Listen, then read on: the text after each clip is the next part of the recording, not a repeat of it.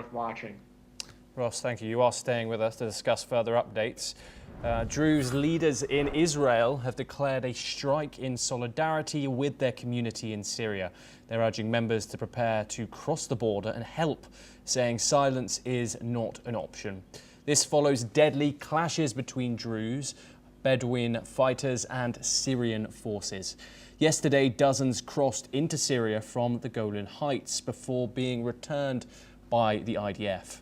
Meanwhile, France has strongly condemned what it calls abuses against civilians in Sweden and is calling for an immediate end to the violence. The European Union has also said that it is alarmed by the continued clashes in Syria's Druze majority area, calling on all sides to implement ceasefire and protect civilians. And we also bring you some breaking news. Amid the escalating tensions, Israeli Prime Minister Benjamin Netanyahu has addressed the Druze community and urged them not to cross into Syria, saying the situation there was very grave and they could be kidnapped or killed. We're once again joined by Ross Feingold to start to discuss this further update from the region.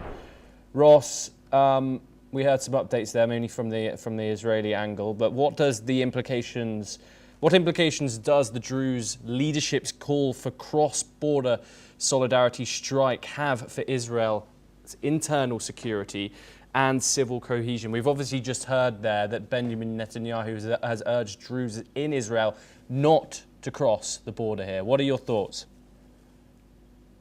It's certainly a conundrum for the Israeli government. Do they physically stop Israeli Druze from crossing the border to join the fight in Syria, or do they let them go into Syria? If they let them go, Israel might be accused of adding fuel to the fire of this ongoing armed conflict in Syria.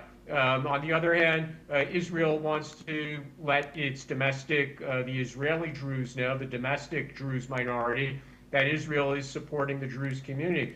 I think the most likely outcome here is that Israel will continue to take military action against movements by the Syrian military, and it will try to convince its domestic, the Israeli Druze, that this is sufficient and that Druze from Israel should not be crossing the border. And in fact, they might even be stopped by Israeli security forces from doing so.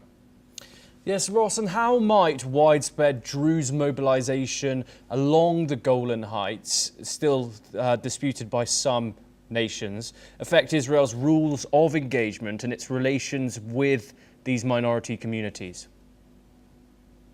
Yeah, that's also an interesting question, because although the Israeli Druze community has lived as a part of Israeli society since Israel's independence, the Druze in the Golan Heights, many of them have declined to take Israeli citizenship, and they prefer to remain as Syrian nationals. But when it comes to the Golan Heights, we know that Israel's position is abundantly clear, that this is sovereign Israeli territory, no matter who's living there. And that's been recognized by the United States under the first Trump administration. So nothing is going to change strategically in the Golan Heights. I mean, even if the Druze who live in the Golan Heights and have allegiance to Syria were to protest Israeli military intervention in Syria, that's not going to change the decision-making of Prime Minister Netanyahu. Yes, and since this violence has emerged once again within the past 48 hours, in what ways might this, in the way Netanyahu handles this decision, affect the perception of Israel? Once again, Netanyahu's critics could voice vocal criticism about his approach to this situation. Do you think Netanyahu should tread lightly here? He's not going to. Again, Israel has made it very clear that they're going to take military action when the Syrian military moves men or weapons. Yeah, there's going to be some criticism of Israel. There's going to be people saying that Netanyahu is using the Israeli military. He's calling it into action just as part of maintaining his position, and he could say we need to be unified because the military is going into action. And of course, there's been a lot of developments in recent hours about the possible breakup of the Netanyahu-led coalition. But again, I think the most important decision for Netanyahu is one that he's already made, and that is he's going to use the Israeli military to prevent movement by the Syrian military. And I don't think any domestic criticism is going to change Netanyahu's decision on that. And how might Syrian and Iranian-backed forces exploit any attempted Druze incursion for their own strategic narratives, do you think? Well, this whole series of events is a test for the new Syrian government. The most significant test is that it calls into question that they're claiming that they're going to treat all minorities fairly under a new Sunni-led government. And clearly there are minority groups in Syria, in this case the Druze, who simply don't believe that. And we've seen that with other minority groups already in Syria, such as the Alawites. They have also resorted to weapons and have had clashes with central government security forces.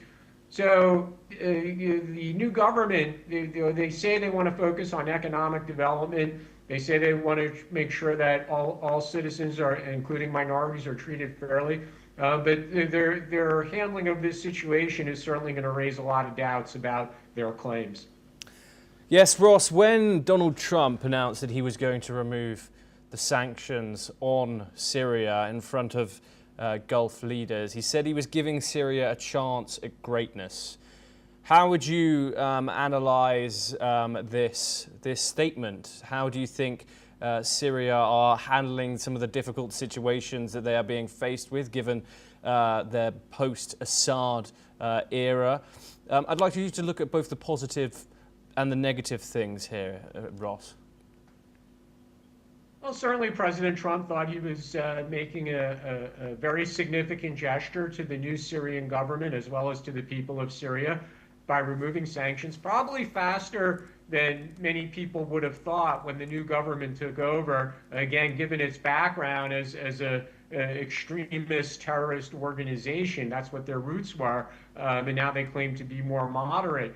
So again, I think President Trump might have surprised people with how quickly he removed the sanctions, but he saw it as a gesture to help the country rebuild. I'll be frank with you, though. I don't think President Trump has much time anymore for Syria. I think for President Trump, this was an issue for the first few months of his term. He kindly met with the new president when he was in the Middle East, which again, President Trump would look at as a very significant gesture. President Trump didn't need to do that, but he did. He subsequently removed the sanctions. But I don't think President Trump himself has much more time to invest in Syria. He's heavily invested in trying to bring about a ceasefire between Israel and Hamas in Gaza. But the Syria internal conflict is probably not high on Trump's agenda. And Ross, finally, looking ahead, what diplomatic channels or confidence-building steps could be employed to address Druze concerns without risking any direct involvement? Well, it's probably going to be the usual stakeholders. The Qataris have been so heavily involved in not just Gaza, but with the recent conflict between Israel and Iran as well. So I wouldn't be surprised if they play a role. The United Arab Emirates, again, given the recent investments they announced in Syria, they will probably look to play a role as well, especially because they do have diplomatic relations with Israel. Turkey might try to play a role as well. So I think there's enough stakeholders involved who could possibly mediate between the parties, because I think all these other stakeholders, they want to see a stable Syria as well. None of them have an incentive for Syria to return to civil war. Ross Feingold, thank you very much for joining us. Always a pleasure having you on the programme. We now move on. We stay